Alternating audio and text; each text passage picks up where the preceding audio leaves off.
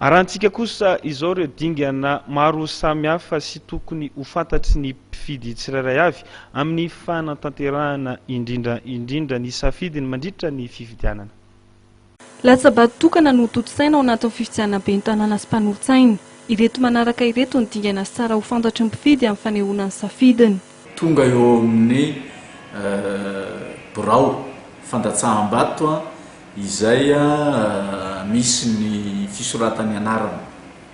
Zay fisoratany anarana zay dia efa naverinay matetika moa ny mpifidy izay voasoratra anarana ao anatin'ny listra no faranana tamin'ny 5 ny volana avrily tamin'ity taon'ity zany tamin'izay no namaranana ny listra izay vokatry ny fanavaozana isa-taona ny listry ny mpifidy zany dia ireo ny mpifidy ireo no eken'ny lalàna fa mandray anjara amin'ny fifidianana.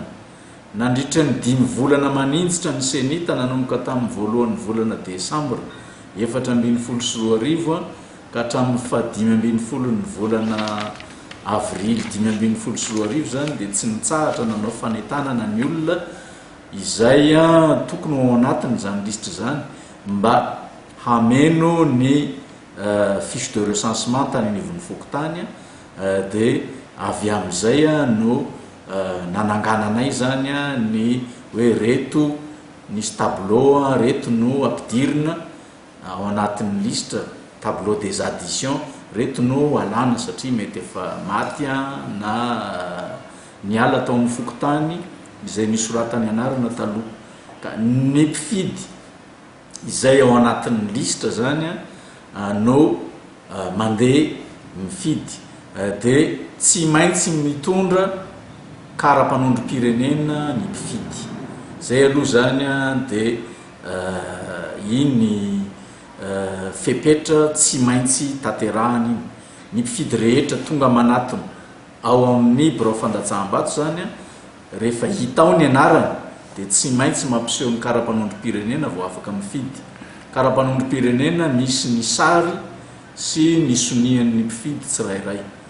Raha kara-pifidianana fotsiny no entinao dia tsy afaka mifidy ianao satria ny kara-pifidianana nge tsy misy sary fa ny kara-pifidianana dia ilaina ahafantarana ny birao de vote isy andehananao mifidy zany sy ny laharanao le numéro ao anatin'ny listra fa iny amin'izao fotoan'izao moa efa mandroso ny fitantanana ny fifidianana zany manaraka ny fomba moderna dia efa mandeha araky ny alphabet par ordre alphabétique ny anarantsika ny anatin'ny listra any dia tsy sarotra tsony ny mikaroka ao anatin'ny listra hoe iza ny anaranao Rakoto, Razafy dia jerena fotsiny le manomboka ny litera manomboka ny anarana dia mora ao anatin'ny 2 minitra 3 minitra dia efa hita hoe ty le anaran'le olona.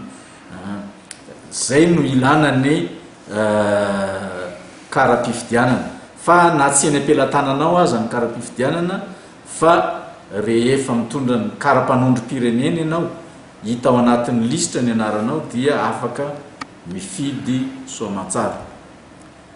Ny zavatra homariako faharoa aorinan'izay rehefa mandeha mifidy zany ny olom-pirenena tsirairay dia tsy misy tsony ny fampelezan-kevitra atao satria efa mifarana ndray andro melohan'ny fifidianana ny fampelezan-kevitra.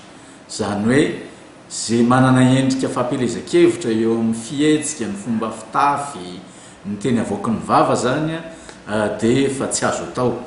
Misy manko ny fanontaniana hoe mahazo mbola mitondra t-shirt ve rehefa mandeha t-shirt misy candidat zany rehefa mandeha mifidy. Mety ho endrika fampelezan-kevitra zao zany satria misy olona alohan'ny atongavanao any amin'ny birao fandatsaham-bato ange mandalo olom-pirenena maro ianao rehefa mahitanao manao an'izay izy dia izy iny zany zao le mpanao reniny le mpanao fampelezan-kevitra mbola mitoy ihany ny asany dia tsy tsara ny mampiseho mbola endrika fampelezan-kevitra zay. Mikasika manokana ny marika anehoana ny safidy amin'ny bilita-tokana, misy ny fanamariana nentin'ny senita. Ao amin'ny efitrano fandatsaham-bato zany dia tsy azo atao mihitsy ny mandrangaranga ho hitan'ny olona ny safidinao, zany hoe ao anaty efitrano fisainana, ao anaty izoloara ihany no anaovana n'le anamariana le marikazy zany, satria ny lalàna dia mametraka hoe aniny tsirairay ny safidiny secret zany ny vote tsy ampahafantarina olo-kafa, dia tsy maintsy ao anaty efitrano fisainana ihany no manao ny marikazy. Le marikazy zay io tsy misy hoe tsy maintsy atao x na y na ohatran'izany, fa zay marika hitan'ny olona mety ahafantarana ny hoe tia ny safidiny zay no atao.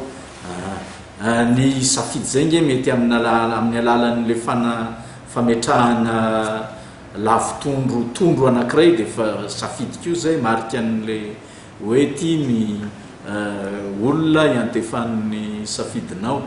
Ny sonisy ny lavitondro amin'ny ranomainty sy maty vonoiny no dingana farany tanterahana aorian'ny fandatsaham-bato amin'ny vata Mangarahara.